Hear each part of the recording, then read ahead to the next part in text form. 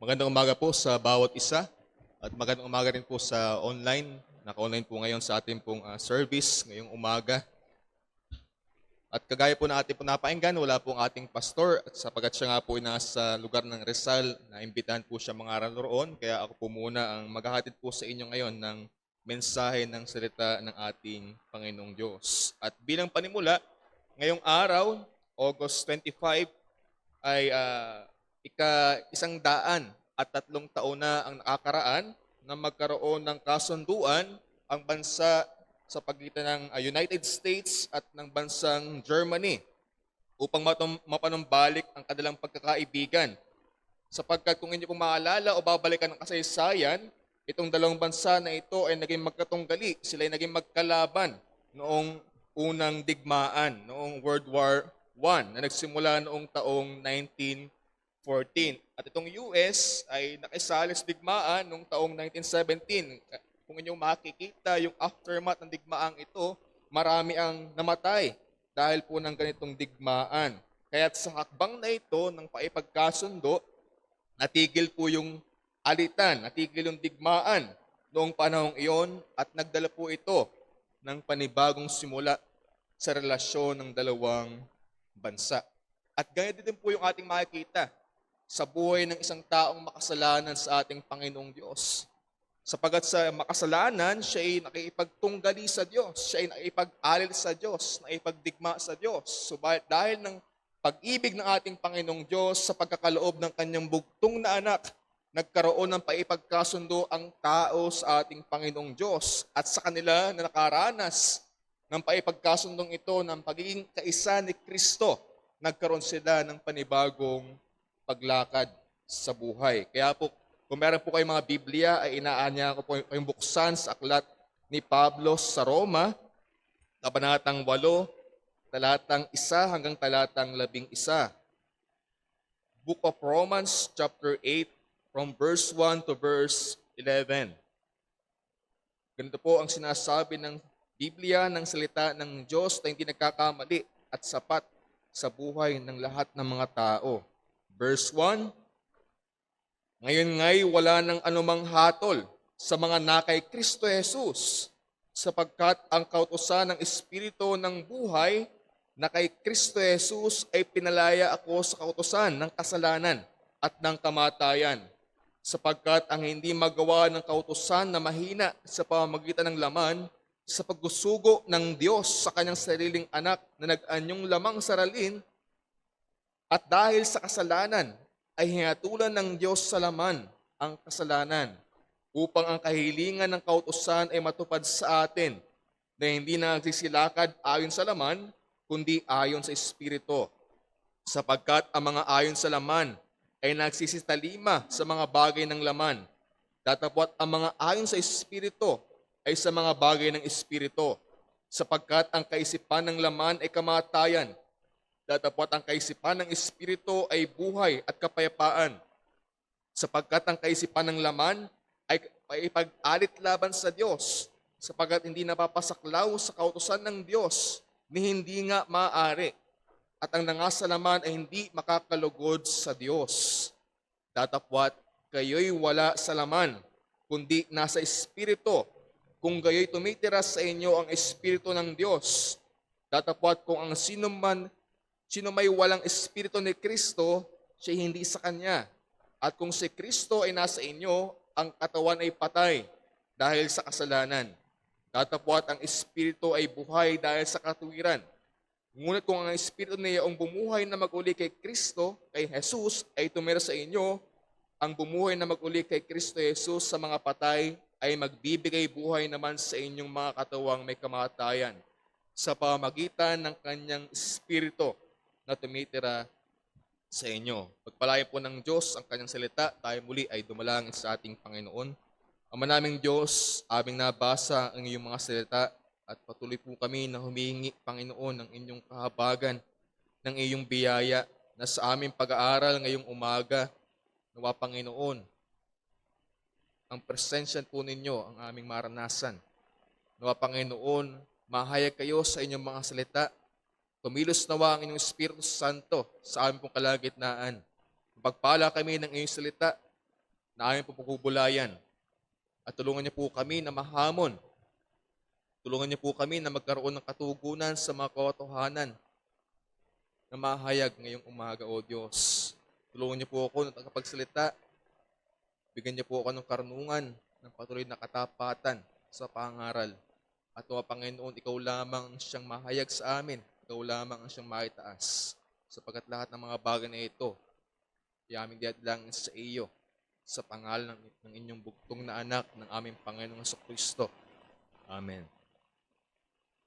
Ating pong nabasa ang aklat ng Roma, kabanatang 8, at maraming scholar ng Biblia ang tinatagurian na ang kabanatang 8 ng Roma ay siyang pinakadakila sa Biblia. Bagaman naroon na lahat ng kasulatan ay mahalaga, merong mga nagtataguri na ang kabanatang 8 ng Biblia yung napakadakila na kabanata na kung saan mababasa nating mga tao. Kung ang Biblia raw ay gaya ng isang singsing, ang aklat ng Roma ay yung diamante. At ang kabanatang 8 ang nasa pinakataluktok ng tapyas ng diamante. Sapagkat ang binibigang pansin ng aklat ng Roma, kabanatang 8, ay ang ministeryo ng banal na Espiritu. Ang ministeryo ng banal na Trinidad ng Diyos sa buhay ng mga mananampalataya para bigyan ng kakayanan upang makapamuhay ng Kristiyanong pamumuhay. Nagsimula ito sa paglalapat ng banal na Espiritu ng dakilang gawa ni Kristo sa mga mananampalataya na naging kaisa ni Kristo. At dahil sila naging kaisa ni Kristo, sila'y pinawalang sala. Dahil ng perpektong katwiran ni Kristo, dahil ng kanyang perpektong paggampan sa kautusan at ng kanyang kadakilaan sa kanyang paghahandog mismo ng kanyang sarili, ng kanyang kamatayan para sa kabayaran sa ating mga kasalanan. Silang mga naging kaisa ni Kristo ngayon ay nagkaroon ng panibagong buhay sa Espiritu. Sila yung mga taong hindi na lumalakad ayon sa laman na naghahatid sa kamatayan, bagkus sila na yung mga lumalakad sa Espiritu tungo sa buhay. At si Apostol Pablo sa lahat ng mga apostol ang siyang isa sa nagpaliwanag ng ganitong katotohanan ng mas detalyado. Gaya po ng ating mabasa sa mga paunang mga kabanata ng Romans, sa chapter 6 and chapter 7, ito'y tinatalakay ng Apostol Pablo at dito sa chapter 8, mas binigyan niya po ito ng linaw na kung saan kanyang inilarawan ang isang taong naligtas sa biyaya.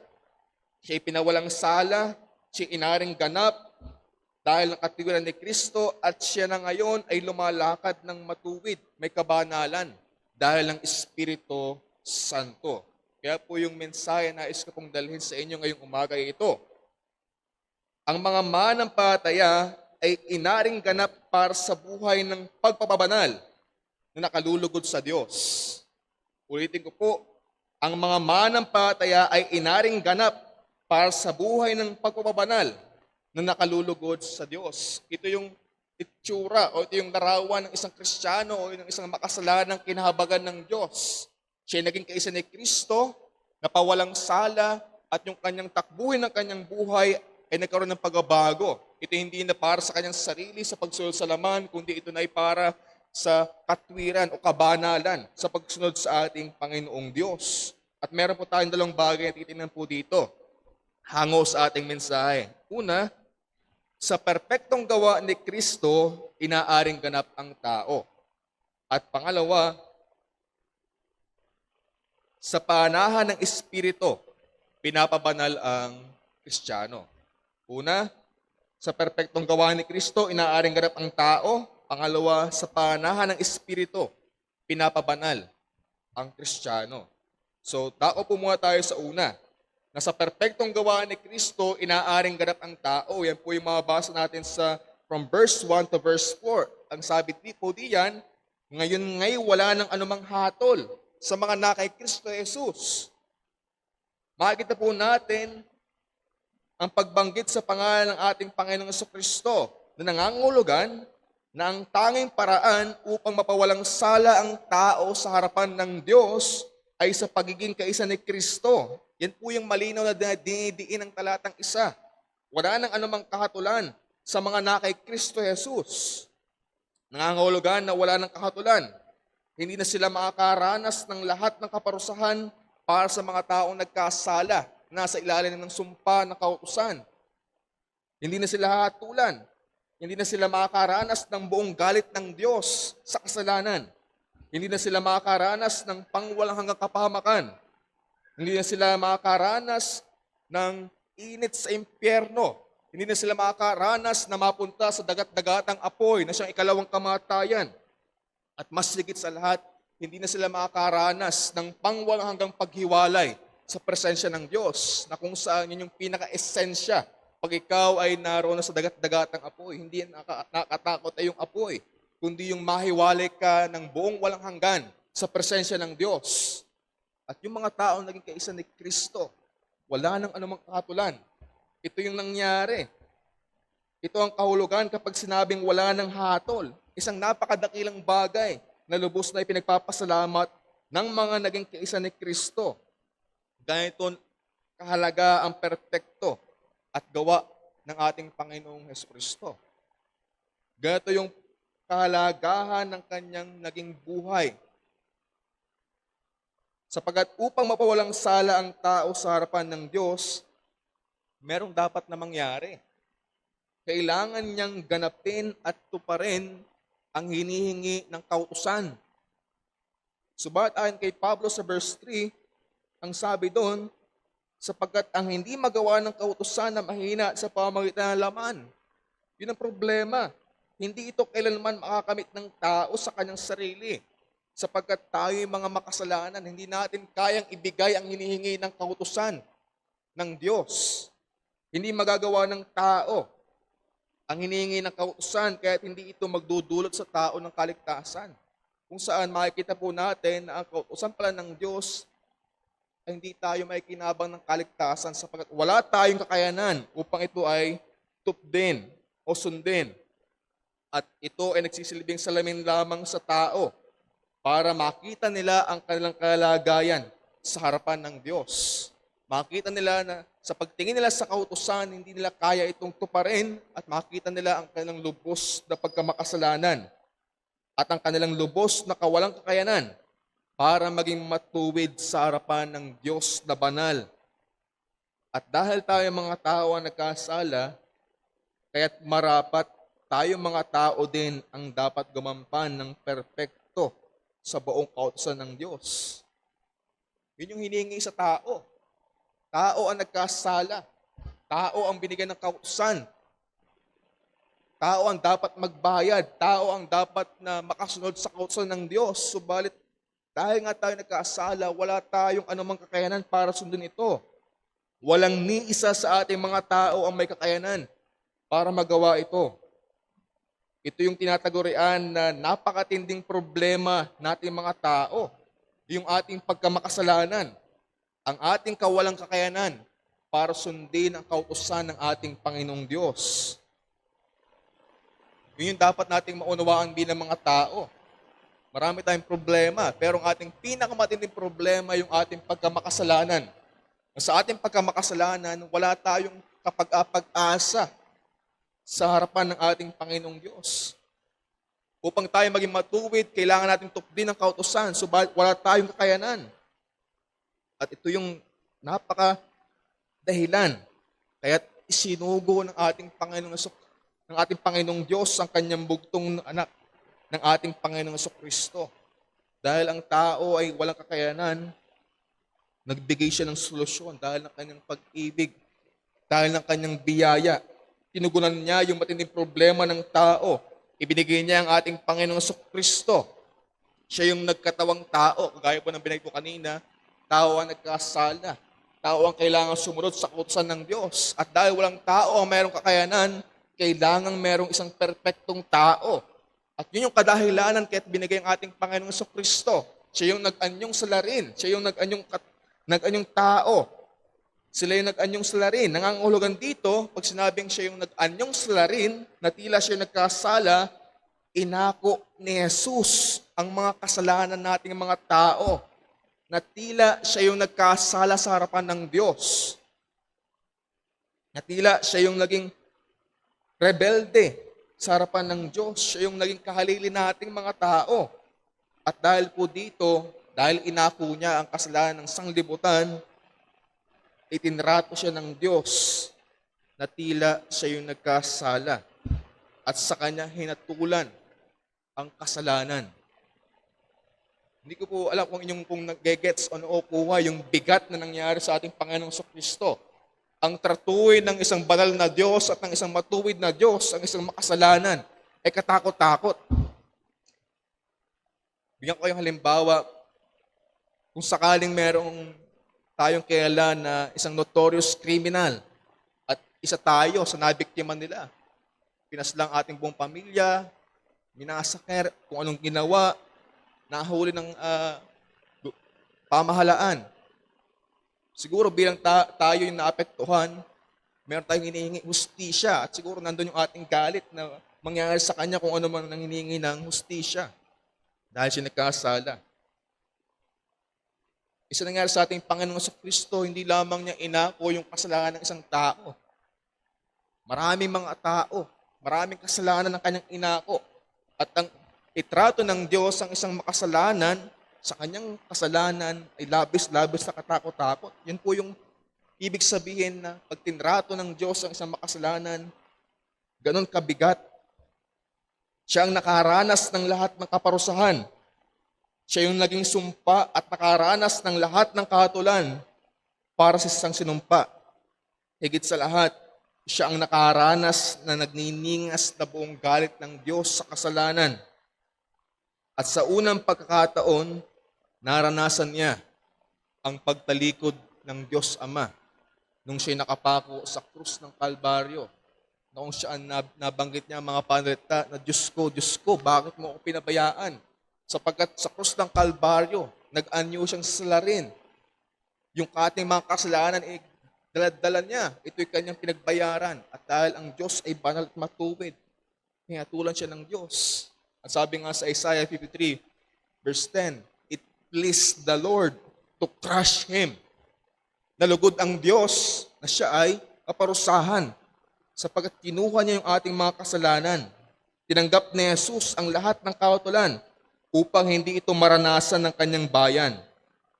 Tinrato si Jesus na makasalanan upang maitrato ng Diyos ang mga taong magiging kaisa ni Kristo na matuwid. Yan po yung tinutukoy din ni Pablo sa 2 Corinthians 5:21. Ang sabi niya po doon, yung hindi nakakilala ng kasalanan sa ang ating Panginoong Kristo ay kanyang inaring may sala dahil sa atin upang tayo'y maging sa kanya'y katwiran sa Diyos. Yun yung kadakilaan ng ating Panginoong Jesus.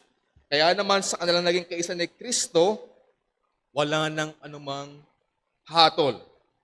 Wala nang anumang kaparusahan. Tayo ay dinamta ng perpektong katwiran ni Kristo. Sila'y naging matuwid sa harapan ng Diyos. At dahil ng ganap na paggampan ni Jesus sa kautusan sa mga naging kaisa niya, para na rin nila itong nagawa dahil bihis-bihis nila ang perpektong katwiran ng ating Panginoong Hesukristo. At ito ang umpisa ng binagong buhay ng mga manampalataya. Dahil ng panagumpay ni Jesus sa kasalanan, silang naging kaisa ni Kristo ay nagkaroon ng kakayanan para lumakad sa panibagong buhay. Kahit yung punto na nais ko pong idiin ngayong umaga ay ito, ang perpektong gawa ni Kristo ang tanging basihan ng kaligtasan ng lahat ng mga manampalataya.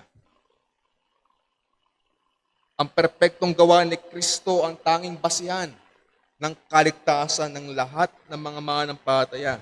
Ito po yung malinaw na ating makikita sa sinasabi ng banal na kasulatan, sa sinasabi ni Pablo, na kay Kristo Jesus ang tanging tunay na kaligtasan. Ito po yung nagbubukod tangi sa Kristyanismo. Ito yung nagbubukod tangi sa tunay na Kristyanismo. Ito yung nagbubukod tangi sa mensahe ng Ebanghelyo ng ating Panginoong Hesukristo, na ang kaligtasan ay na kay Kristo Jesus lamang. Wala kay Allah ng Muslim, wala kay Buddha ng Buddhism, wala kay Shiva ng Hinduism, at sa lahat ng dinodiyos ng ibang mga relihiyon. Wala sa kanino mang ibang pangalan, sapagkat sabi sa Gawa, chapter 4, verse 12, sa kanino mang iba ay walang kaligtasan, sapagkat walang ibang pangalan na ibinigay sa silong ng langit na sukat natin ikaligtas. At naroon din sa John 14 verse 6, mismo itong inangkin ng ating Panginoong Kristo. Ang sabi po niya, ako ang daan at ang katotohanan at ang buhay. Sino man ay hindi makaporoon sa Ama, kundi sa pamagitan ko. Naroon po yung exclusivity ng salvation na sinasabi ng ating Panginoong Kristo.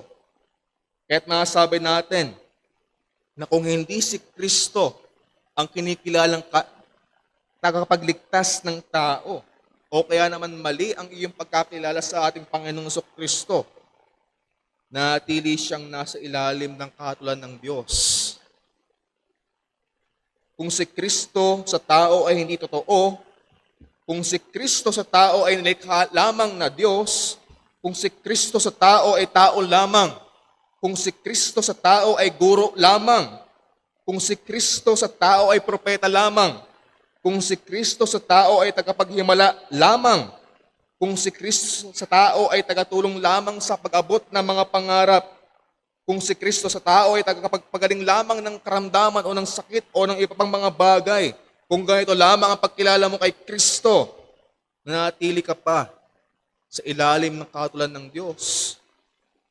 Ang sabi nga po ng 1 Corinthians 5 verse 19, kung sa buhay lamang na ito tayo nagsiasa kay Kristo, ay tayo na sa lahat ng mga tao ang lalong kahabag-habag. Merong mas dakilang bagay, mas dakilang layunin ang kanyang kamatayan na dapat po natin makita ng mga tao. Na ang ating Panginoong Kristo ay siyang tanging tagapagligtas ng sanglibutan, sapagat siya lamang ang naging pampalubag natin sa Diyos, pampalubag loob natin sa Diyos para magkaroon ng tao ng kapatawaran sa kasalanan. Subalit, ito yung naging problema sa ating kapanahunan. Maraming mga tao pa din sa kasalukuyan ang patuloy na umaasa sa kanilang mga ginagawa para tanggapin sila ng Diyos. Karaniwang iniisip ng tao na dahil wala naman silang inaargabyadong tao o kapwa, sila'y mabuting tao at walang nakaabang na kahatulan ng Diyos sa kanila. Iniisip din nila na dahil hindi naman sila nakakalimot sa Diyos, nasa kaisipan pa rin nila ang Diyos. Naroon pa din ang kanilang panalangin, paminsan-minsan. Dumadalo din naman sila sa simbahan, ay katanggap-tanggap na sila sa Diyos. Iniisip din nila na nagbibigay naman sila sa iglesia. Nag-iikapo naman sila. Iniisip din ng iba na sila hindi nahahatulan ng Diyos dahil tinanggap na nila si Jesus sa kanilang mga puso. Confession lamang. Iniisip din ng ilan na dahil sila naman ay nangabautismuhan at naging kaadib mismo ng iglesia, ay wala nang kahatulan sa kanila. Membership. Iniisip din ng ilan na dahil sila mayroong namang mga ministeryo na ginagampanan sa iglesia, ay nagisilbi nila itong katiyakan na sila ay maayos na sa harapan ng Diyos. Subalit, kung iyang mga bagay na lamang na yan, ang iyong pinangahawakan upang masabi mo o matiyak mo na hindi ka nadaranas ng kahatulan, iyang mga bagay na yan ang lalong magpapahamak sa iyo. Sapagkat ang kaligtasan lamang mula sa kahatulan ng Diyos ay tanging sa pamagitan lamang ng pagkakaroon ng tunay na relasyon at pagiging kaisa ng ating Panginoong Jesucristo. Sa pamagitan lamang ng pagtalikod sa kasalanan at sa buong pusong pagsampalataya sa perpektong gawa ng ating Panginoong Jesucristo. Kaya gusto ko pong itanong sa atin ngayong umaga, sa ating mga bisita, sa mga minamahal po namin bisita, sa inyo na hindi pa nakakatiyak ng kaligtasan, atin po itanong sa ating mga sarili, ikaw ba yung naging kaisa na ni Kristo? O hanggang sa kasulukuyan, hindi mo pa rin siya kinikilala sa iyong buhay? Na kung sa kasalukuyan, siya hindi mo pa rin lubos na sinasampatayanan sa iyong buhay. Maaaring matagal mo na napakinggan ang pangaral ng mensahe ng Ebanghelyo. O maaaring ngayon mo pa lamang ito napakinggan o narinig. Ang pagkakataong kagaya po nito ay hindi aksidente. Ang pagkaupo mo ngayon sa iyong kinauupuan ay hindi aksidente. Yan ay niloob ng Diyos upang makarinig ka ng Ebanghelyo ng ating Panginoong Kristo. kapagpala ng kanyang salita. Kahit inaanyahan kita ngayon, na isuko mo ang iyong lahat ng pinanghahawakang kaparaanan liban sa ating Panginoong Kristo. Kung meron kang pinanghahawakang kaparaanan na ibang bagay, hindi ang ating Panginoong Kristo, isuko mo yan. Pag-isihan mo ang iyong kasalanan, talikuran mo ito, at sampatayanan mo ang ating Panginoong Kristo. Pagtiwalaan mo yung kanyang dakilang gawa sa krus ng Kalbaryo. At kapag ginawa mo yan ng buong puso, na ito yung pangako ng Biblia, wala nang anumang hatol sa mga nakay Kristo Jesus. Yan yung ating mapanghahawakan pag po tayo naging kaisa ng ating Panginoong Kristo. At sa mga mananampalataya naman, sa iyong buhay, nanatili ba ang katotohanan ito na motibasyon mo sa lahat ng iyong ginagawa? Na ikaw bilang dati ay makasalanan, nasa ilalim ng kahatulan ng Diyos, nakalaan sa kanyang kaparusahan, ay kanya ikaw pinahabagan, biniyayaan ng kaligtasan. Yan pa ay nagdudulot sa iyo ng patuloy na buhay na pagpasalamat sa Diyos. Nagdudulot ba ito sa iyo ng patuloy na paglalim sa pagkakilala sa iyong tagapagligtas? Nagdudulot ba yan sa iyo ng patuloy na pusong nag-aalab para sa iyong Diyos na siya iyong mapaglingkuran? Nagdudulot ba yan sa iyo upang kayo lumago sa kabanalan? Nagdudulot ba yan sa iyo upang kayo patuloy na pang-araw-araw na mabuhay para sa kalatian ng Diyos? Sa iyong pagsamba, naaroon pa ba sa iyo yung kagalakan na masamba mo ang Diyos? Na sa iyo yung nahabag, na nagpawalang sala? Kung hindi na ganito ang nangyayari sa iyong buhay, kung dumating na sa punto na nagiging ritual na lamang sa iyo ang lahat ng iyong ginagawa para sa Diyos, kung dumating na sa punto na nagiging kabigatan na sa iyo ang sumamba at maglingkod sa ating Panginoong Diyos, bumalik ka sa katotohanan ng ito. Wala nang anumang kahatulan sa mga nakay Kristo Jesus. Ito'y napakadakilang bagay na dapat patuloy nating binabalik-balikan at sinasariwa. Kung dumating tayo sa punto ng ganyang kalagayan, na tayo lumalamig sa ating pagsamba at paglilingkod sa ating Panginoong Diyos. Kung tunay mo itong naranasan sa iyong buhay, ito yung palagi mong sariwain at palaging magdulot sa iyo, mag-udyok upang patuloy na mag-alab ang iyong paglilingkod sa ating Panginoon. Balikan mo bilang hamon, balikan mo ang araw na kinaligtas at mula dito mag-alab muli at magpatuloy ang iyong pananampalataya at paglilingkod sa ating Panginoong Diyos. Kung ito mong babalikan ang kasaysayan ng iglesia, atin pong makikilala yung isang tao doon na naging martyr dahil ng kanyang pananampalataya. Ang pangalan po ng taong ito ay si Polycarp na taga-Smyrna. Siya ay isinilang noong 69 AD. Matagal ng panahon at siya ay namatay noong 155 AD. Siya ay naging bishop sa Smyrna. Yan ay po ay lugar sa Roma. At siya po ay kinikilalang disipulo mismo ni Apostol Juan. Kinikilala din po siya bilang isa sa mga church fathers, sa mga naunang mga ama ng pananampalataya ng iglesia. Dahil ng kanyang katapatan sa kanyang Panginoong Kristo at pagtanggi na kilalanin ding Panginoon si Cesar ng Roma, siya hinuli at tinuring ng mga Romanong kriminal.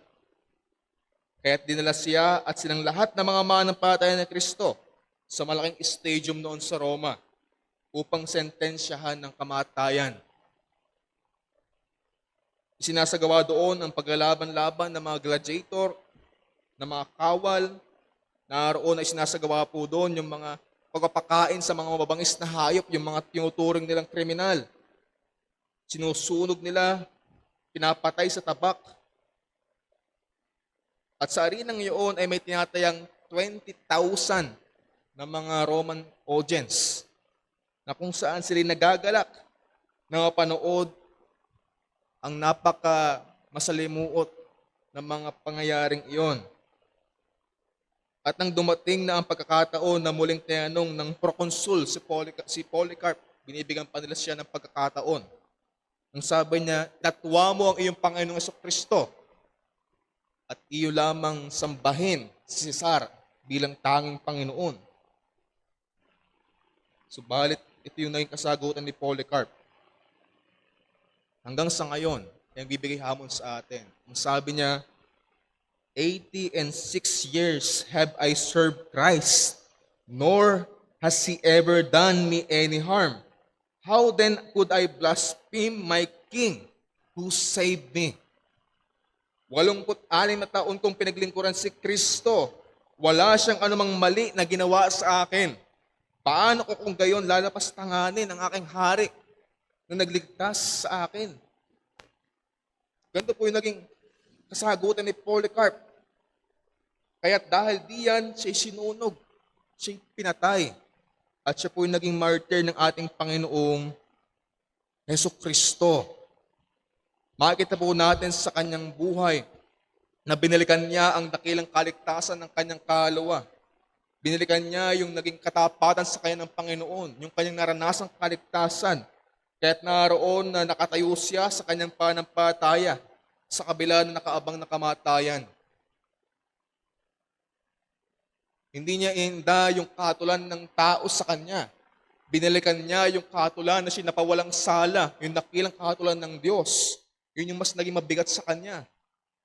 Kaya nawa maging hamon ito sa ating mga manampalataya sa kasalukuyan. Maaari tayong hindi kagaya ng sitwasyon ni Polycarp.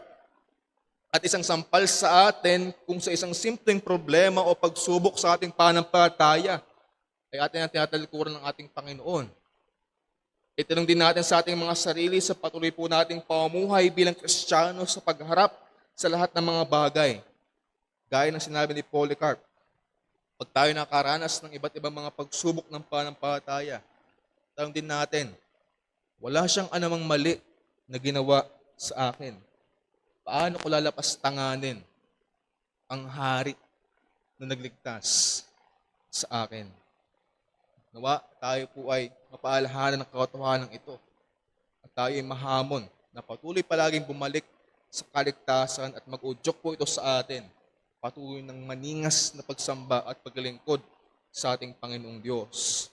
Pangalawang bagay, una, sa ating Panginoong sa perpektong gawa ni Kristo, inaaring ganap ang tao. Pangalawa, sa panahan ng Espiritu, pinapabanal ang Kristiyano. Yan po yung ating makikita sa verse 5 to verse 11. Mayroong katiyakan ng isang makasalanan sa kanyang kaligtasan sa pamagitan ng pagkaalam ng unang pagpapala ng kaligtasan.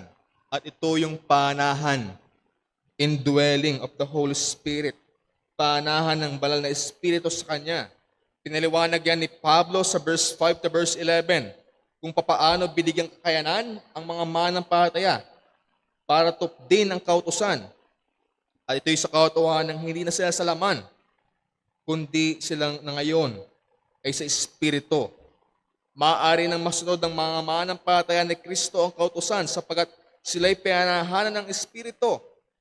Mayroon na silang bagong pag-anasa at ito'y mga bagay na nauukol sa kabanalan. Sila na ngayon pinapanahanahan ng Espiritu ay mayroong nangyaring pag-awabanal sa buhay. At ipinakita ni Pablo ang pagbabagong ito sa pamamagitan ng pagkukumpara ng mga taong nasa laman at ng mga taong nasa Espiritu. Sabi po sa verse 5, una, sabi ni Pablo, silang mga nasa laman, nagsitalima, sumusunod sa ayon sa laman. Sinusunod ang pita ng laman at kagustuhan ng laman. Subalit silang mga nasa Espiritu ay ginagawa ang mga bagay ng Espiritu, mga bagay patungkol sa Diyos, pagsunod sa kanyang kalooban at pagsisikap sa kabanalan. Verse 6, silang mga nasa laman ay ang dulo ay kamatayan. Subalit silang mga nasa Espiritu ay buhay at kapayapaan. Verse 7, silang mga nasa laman ay nakikipag-alit laban sa Diyos dahil ang kanilang ginagawang kasalanan, pagrebelde sa kalooban ng Diyos. Hindi sila nagpapasakop sa kautusan ng Diyos. Kaya sabi po sa verse 8, ang konklusyon sa mga taong nasa laman, sa mga nagkakasala patuloy sa Diyos, ang konklusyon sa kanila, silang mga nasa laman, ay hindi nakalulugod sa Diyos. Hindi nalulugod ang Diyos sa mga namumuhay ng ayon sa laman, na kung saan yan po yung karaniwang makikita sa mga taong nasa kasalanan pa po nila. Hindi pa kaisa ni Kristo. Subalit, naroon yung biglang turning point na sa mga naging kaisa ni Kristo, ang sabi po ni Pablo sa verse 9, ang mga manampalataya ay hindi na ganito ang nangyayari sa kanilang buhay. Kung dati sila din ay susunuran ayon sa laman sa kasalanan dahil ng pagiging isa kay Kristo, dahil ng panahan ng banal na Espiritu, sila na ngayon ay mayroon ng bagong takbuhin ng buhay. Sila na ngayon ay may nangyaring pagbabago. Pinapananahanan sila ng Espiritu. Hindi ito nangangahulugan na physical na nananahan ng Espiritu Santo sa kanila, kundi naroon ang kanyang impluwensya, pagtuturo at paggabay sa mga Kristiyano na siyang nagdudulot o nagbubunga ng buhay na mayroong kabanalan. Nagkaroon sila ng panibagong pamamaraan ng kaisipan at ng pamumuhay. Nagkaroon sila ng panibagong pamamaraan ng kaisipan. At kung hindi ganito yung nangyayari sa buhay ng isang tao, kung siya ay patuloy na namumuhay ayon sa laman at sa kasalanan at hindi sa Espiritu, hindi sila sa Diyos. Yun po yung malinaw na tinuturo ni Apostol Pablo. Kung ikaw ay patuloy pa namumuhay sa laman, ikaw ay nagagalak, nasisiyahan sa paggawa ng kasalanan at hindi sa mga bagay ng Diyos. Nanatili kang nasa kapahamakan. At sabi po sa verse 10, kung tunay na si Kristo ay nasa buhay naman ng isang tao, ang kanya daw katawan ay patay sa kasalanan.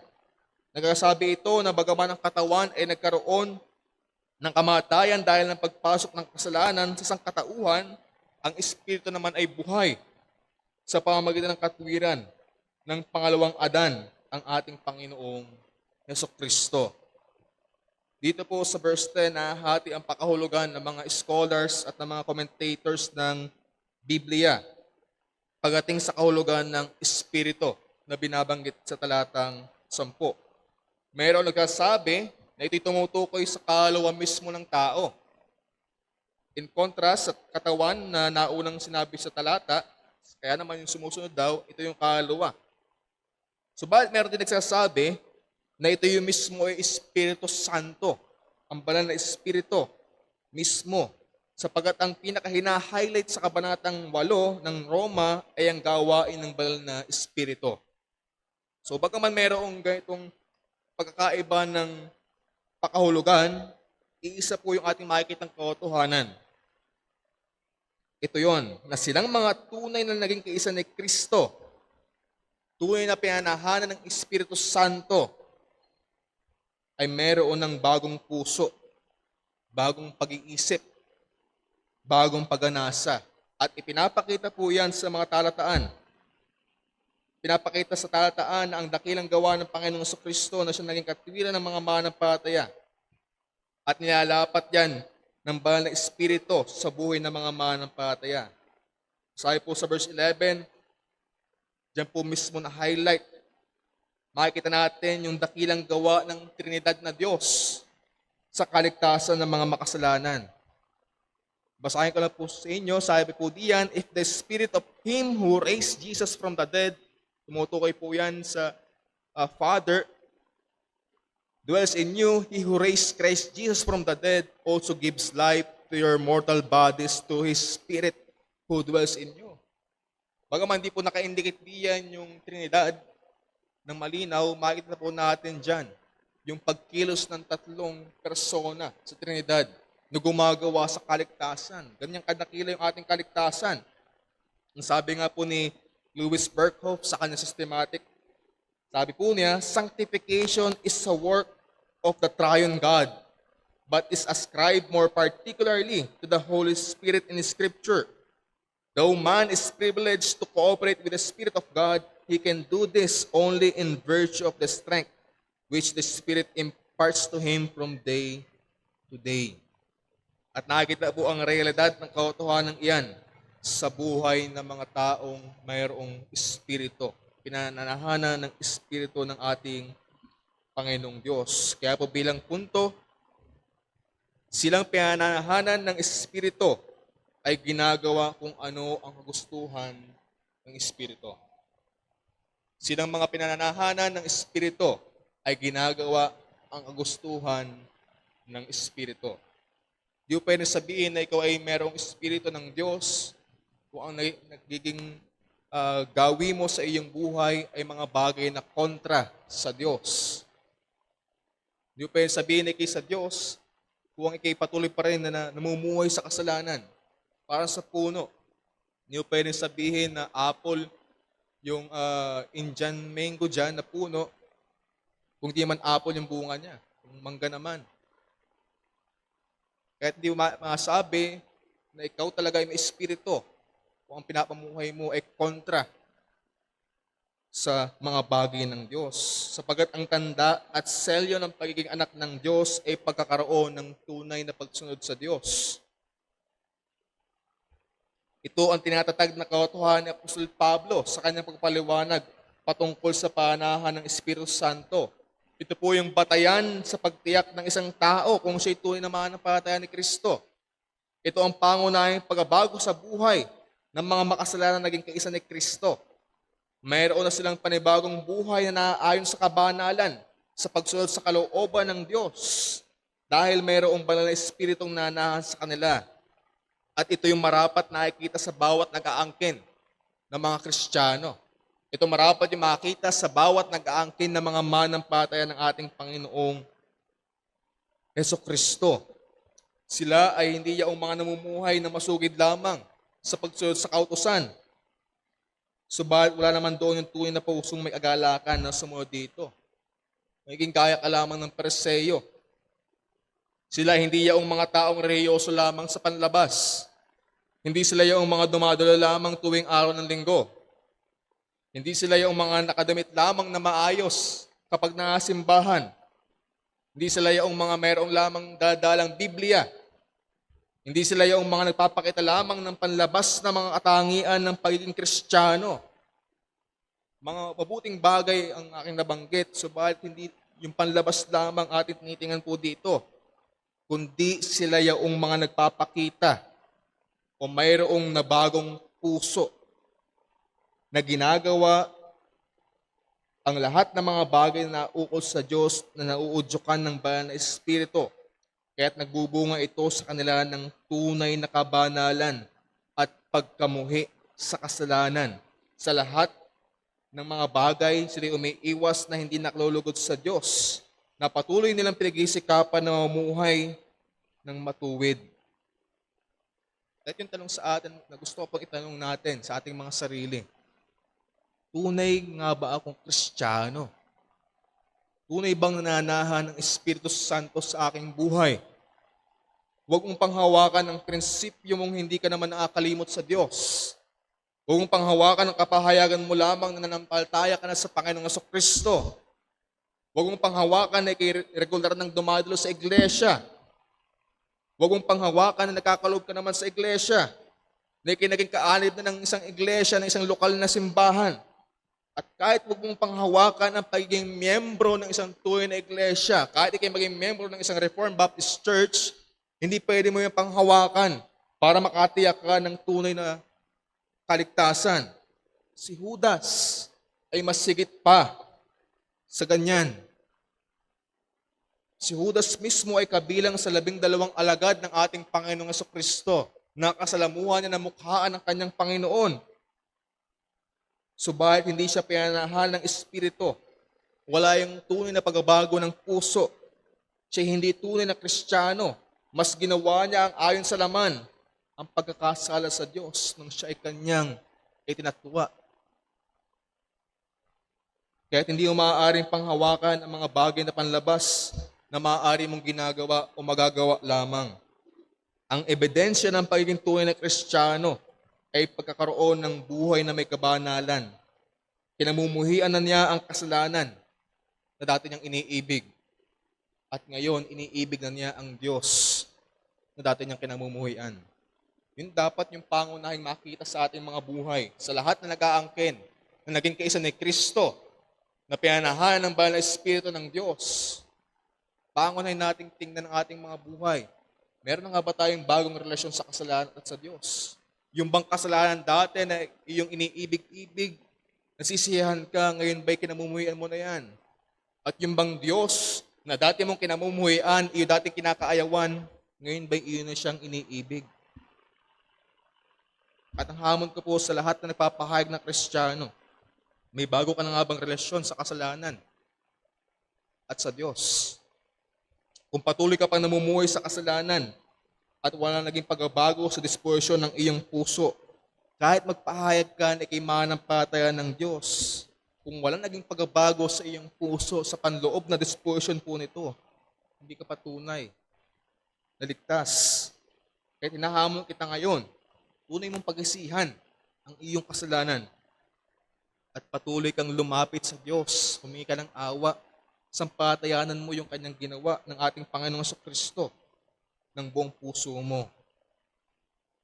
Sa mga Kristiyano naman, sa ating mga mananampalataya, lumalago ba tayo patuloy sa kabanalan? Bilang tayo pinapananahanan ng Banal na Espiritu, lumalago ba tayo sa kabanalan? Patuloy ba natin pinagsisikapang iwaksi ang mga kasalanan sa ating mga buhay? Maaaring ang dahilan kahit hindi ka lumalago sa kabanalan, sa buhay na matuwid sa harapan ng Diyos, ay dahil mayroong kasalanan na patuloy mong inaalagaan sa iyong buhay. Napipighati ang Banal na Espiritu kung may tinatago ang kasalanan sa Diyos. At kung magpapatuloy ka sa pagkakasala at patuloy mong pagmamatigas, iyan po yung aagaw ng kagalakan mo sa Diyos. Iyan yung hahadlang upang makapamuhay ka ng ayon sa kagustuhan ng Espiritu na malugod mo ang Diyos. At dapat mong tandaan na ang kasalanan ay nangangako lamang ng pandaliang kasiyahan. Subalit ang dulo po niyan ay kapahamakan. Subalit kung tunay kang anak ng Diyos, may nakalaang ang Diyos na disiplina kung patuloy kang magkakasala upang ikiituwid. At yung huling hamon ko po sa inyo ay ito. Patuloy mong pagsikapan na patayin ang bawat kasalanan sa iyong buhay at tumiwala sa kapangyarihan ng Espiritu Santo na nananahan sa iyo. Sabi nga po ni John Owen, patayin mo ang kasalanan o iyan ang papatay sa iyo. Kahit maging pagsisikap po natin yun bilang mga mananampalataya. Iwaksi natin ang bawat kasalanan sa ating buhay. May nananahan sa ating Espiritu Santo.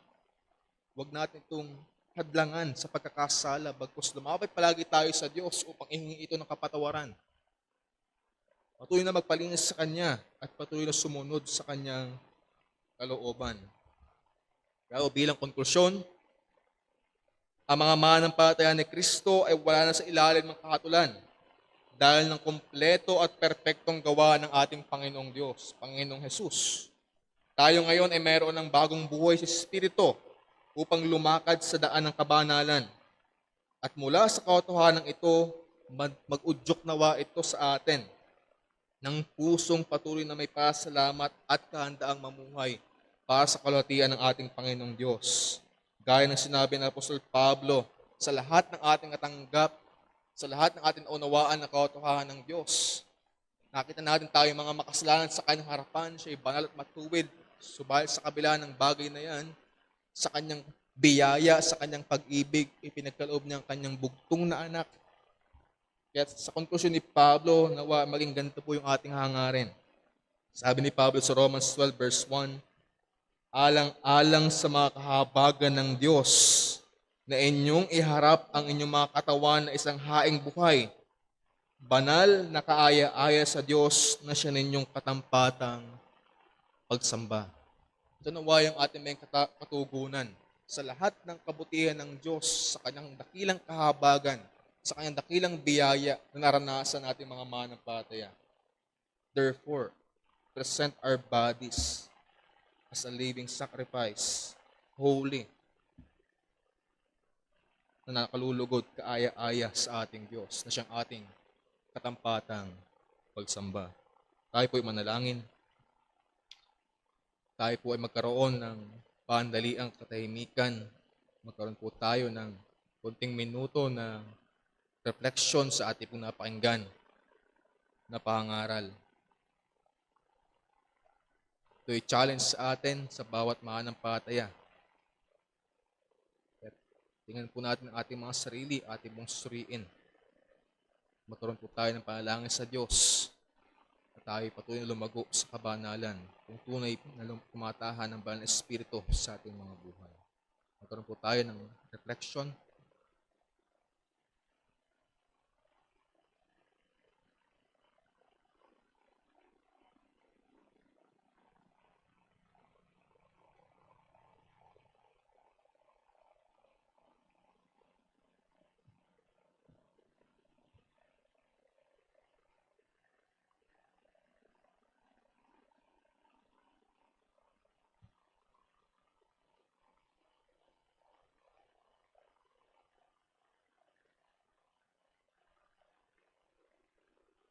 Ay manalangin, maraming Diyos, muli kami nagpapasalamat sa iyong mga salita na aming pong napakinggan.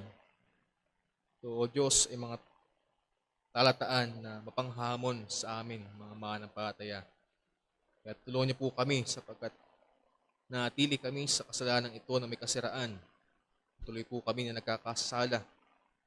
O Diyos, binigyan niyo po kami ng mga kaparaan ng biyaya upang kami ay patuloy namin palago ng aming pananampalataya. Kung patuloy kami na makaiwas sa pagkakasala. At nagpapasalamat kami sa paanahan ng inyong Espiritu Santo na sa amin ay nagbibigay lakas, nagbibigay biyaya upang kami ay makapamuhay na mayroong kabanalan, na mayroong matapat at matuwid na pamumuhay sa iyong harapan. Kaya tulungan niyo po kami sa lahat ng aming napakinggan. Nawa ay hindi lang po kami mahamon sa oras na ito, kundi mabaon po namin sa aming pang pang-araw-araw na buhay, sa aming pagharap patuloy sa sanlibutan, sa away, higit sa aming sarili. Tulungan niyo po kami na palagi po namin sariwain ng mga katotohanan ito. May Panginoon, pinapalangin din po namin ang aming mga bisita at sa lahat ng nagpapahayag ng mga mananampalataya. Nawa Panginoon, magsilbi itong hamon sa kanila.